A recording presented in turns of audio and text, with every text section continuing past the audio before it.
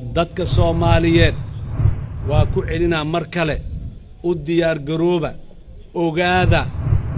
si aan u guuleysano oo wixii aan ku nooleen iyo sida aan u nooleen aan uga baxno wax cusub waa inaan la nimaadaa maalmaha usbuucyada bilaha sanadaha soo socdaahi mar kasta wax cusub aad arki doontaan go'aano cusub aad arki doontaan